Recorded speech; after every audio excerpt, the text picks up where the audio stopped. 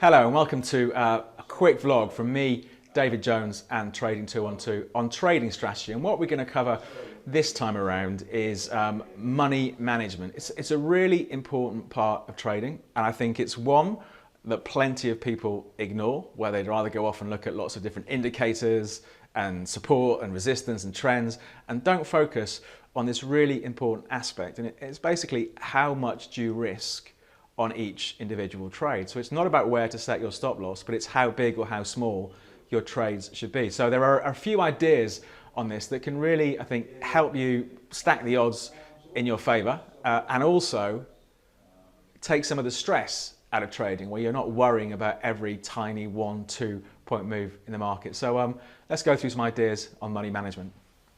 Let's just run through some numbers first, just to show why this is important. To keep the maths easy for me in my head, I'll stick to round numbers. But let's say you start off with an account with £5,000, 5,000 euros in, $5,000, whatever it is.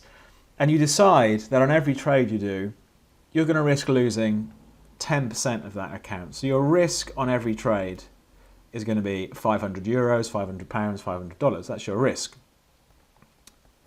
Now let's say you have a bad run, which is perfectly possible, and you have 5 losing trades on the trot. So 5 losing trades after each other. You're risking losing £500 on each trade.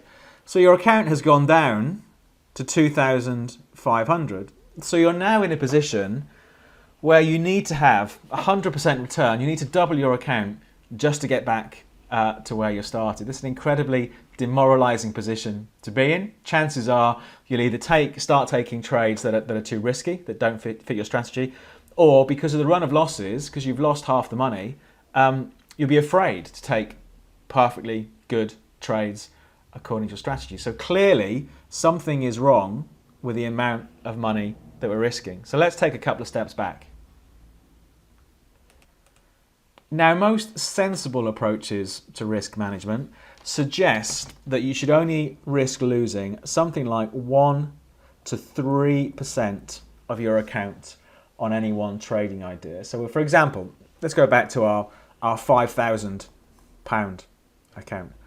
If I decide to risk losing 3% on any trade, what it means is if any trade goes wrong, it should only lose me £150 in this example, because that's 3% of my account. So when I'm doing a trade, I decide whether I'm going to buy, whether I'm going to sell. Then I look at where my stop loss is. So I work all that out, and maybe I'm using the chart or some other method. But then I trade in a size that means I'm only going to lose £150 in this example if the trade goes wrong. So let's again walk through a theoretical example here.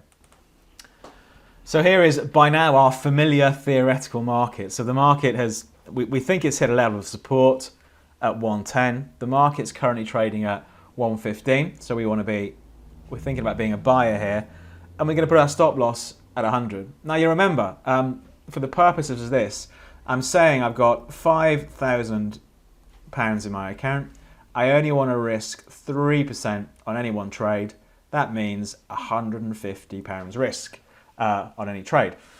So if I'm buying at 115 with a stop at 100, then my risk is clearly 15 points. So my money management approach tells me I need to trade no bigger than a size where each point move is worth £10 to me. Because if I get stopped out, if I buy at 115 and get stopped at 100, I lose 15 points times £10 a point, £150, which is within my risk parameters. And it's another one of these things where instead of spending time worrying about Bollinger Bands, MACDs, moving averages, stochastics, most people don't think about this side of it. Just the financial risk management side. And if you're trading at a level that's 3% or even less, then you can have a much calmer approach to your trading. A run of losses isn't going to do massive damage to your account. And it means, I think, you can look at the markets in a disciplined and calm manner. Hopefully there's some ideas there that you'll find useful and be able to put into practice with your own trading. I can't stress enough just how important it is to sit down, think about the size of your account and give some consideration about how much you're willing to risk on any one trade. Because the reality is, most people, particularly in the beginning, end up risking too much. And if you're risking a chunk of your account and you have a run of losers, even a small run of losers, it can really do some damage. So hopefully there's some ideas in there for you to try out and think about when it comes to your own trading. We'll wrap things up there. As usual, if you're not subscribed, you can click the button there to subscribe and get notified when these videos come out. If you'd like to leave us a message about stuff to cover in the future or any questions you've got, then just leave it in the comments down below. And if you like the video, just click the thumbs up. But we'll leave things there. I hope you have a good trading week, and we'll come back with another strategy session in a week's time.